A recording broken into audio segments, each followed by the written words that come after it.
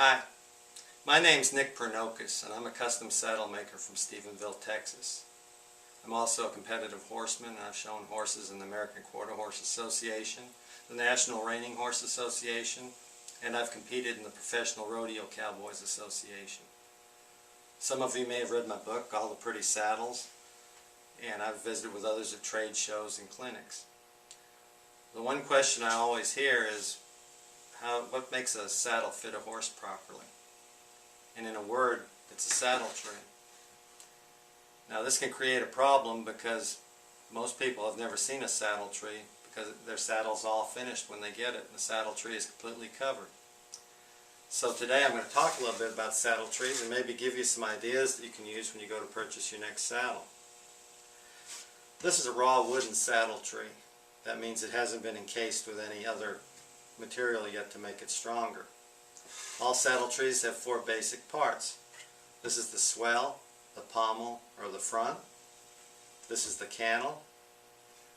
And then the two most important things are the bars. Now, saddle fitting in theory is very simple. These bars are what rest against the horse's back, and the closer you get them, the contour of them to match the shape of the horse's back, the better the saddle fit's going to be. Yet they still have to be forgiving enough on the ends so that the horse's back can move between them, because a horse's back isn't a rigid object, it's always changing. Some people say, well, if the bars are so important, what about gullet widths and the terms like full quarter horse bars and things like that? You know, what do I ask for when I go to a saddle shop? Well, that's the problem. Gullet widths can be wider, like a 6.5 or 6 3/4 for a wide horse and 6 inches for a narrow horse, and then measured from here to here at the top of the bars. This is the gullet. But all they do is get you in the ballpark. They really don't tell you much because, as I said, the bars have to match the horse's back. And you can take the same bar and you can move it in to a narrow gullet, you can move it out, you can change the angle, and you can change the shape. You could have the same gullet width and have a completely different bar on it, and the saddle would fit completely differently. So unfortunately, that doesn't tell you as much as you'd like it to. Now, how do you tell if a saddle tree is good or not? Well, a custom saddle maker uses a pretty high quality tree. I use a very expensive tree because we're building the saddles one at a time and I order them individually. Whenever one comes in, I put it on this table, and this table's a leveling table. It's got a level glass top on it. So I take my level and I check the bars. Now they may be the best bars in the world, but if they're not next to each other and not level, they won't work because one bar will be ahead of the others on the horse's back and it's always working against them. Some tree makers can be unscrupulous enough to dub off part of a bar to make them match, and we check everything. We check all the other measurements on the tree. I use a divider to check the height of the wood from my glass table. I use a jig to check the angles and make sure the angles are the same. And also that they're the same as what I've been using for that particular style saddle. As I said before, this is a raw wooden tree. What do we put on it to make it stronger? Well, there are several different coverings. Currently popular right now is the fiberglass encased or fiberglass tree. It's completely covered in fiberglass. It's a very clean tree. Fiberglass is very strong, so it does have a lot of strength, but they can be broken. It's a myth that you can't break the fiberglass trees.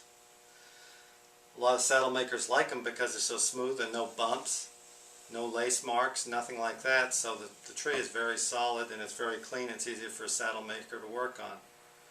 I've always been partial to a rawhide covered tree because I believe the rawhide allows the saddle to move a little bit of flex. You can't feel it, but it does have some give to it, which fiberglass doesn't. I think this is especially important in the roping events because it dissipates some of that vibration through the tree instead of putting it straight through to the pads.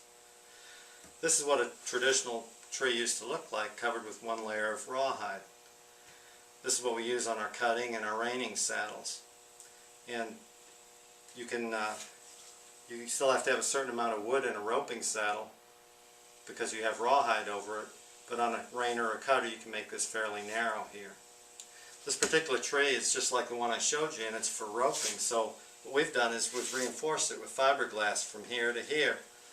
That's called a fiberglass reinforced rawhide tree, and they're very popular now too because you get the give of a traditional tree and you get the look of a traditional tree, but you do get a little more strength, so you can use a little bit less wood in your bar.